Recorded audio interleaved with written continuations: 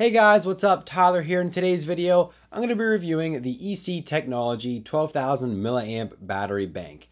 And this thing's awesome. I'm going to try to convince you why it is awesome. And let's just start by how this thing looks. This thing is nice. It doesn't look bad. It has a very flat profile, long, thin, and black and red looks good. There's really not a lot of writing on it, just besides the logo on the front and a bunch of information nobody understands on the back. On the sides, we have a little micro USB port to actually charge the battery bank. On the other side, we have a power button that turns on the battery bank as well as functions the flashlight. And then on the front, we have 3 USB ports that each have different amperage, 1 amp, 2.1 amps, and 2.4 amps, and they all supply 5 volts. And then right above the USB ports is the LED flashlight, which actually has 3 modes: a bright mode, a lower mode that's just kind of like an average light, and then an SOS mode, just in case you would happen to be lost out in the wilderness on an island and you would just for some reason have this battery bank with you.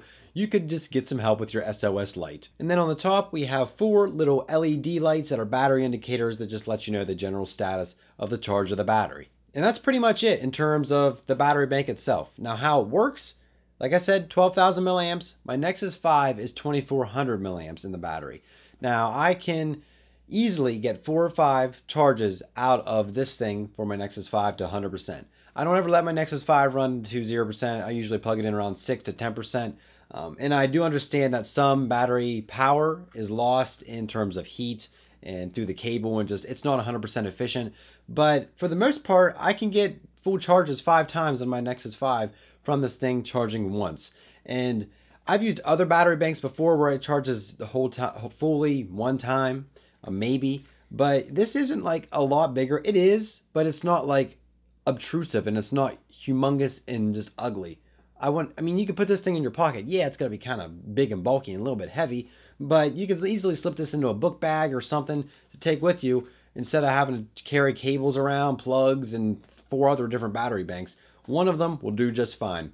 In terms of heat, this thing doesn't get that hot. It gets a little bit warm, but I've used others that get like hot that it almost can hurt you if you hold it too long. But this never got to that point, and you know, I think they did a good job with the build of it and just the way they laid it out, because it really doesn't get that hot at all. The 3 USB ports also are what really make this thing stand out, because every other one I've used only has 1. But you can actually charge 3 different devices all at the same time. So this thing is very versatile. It works very well, very reliable, and I've had no issues with it, and definitely my favorite battery bank so far.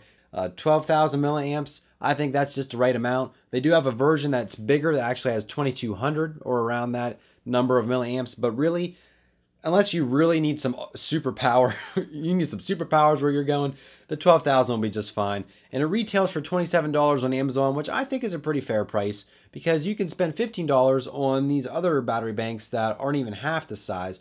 And for this to only cost $27 to have a flashlight, 3 USB ports, you know, I think it's a pretty good deal.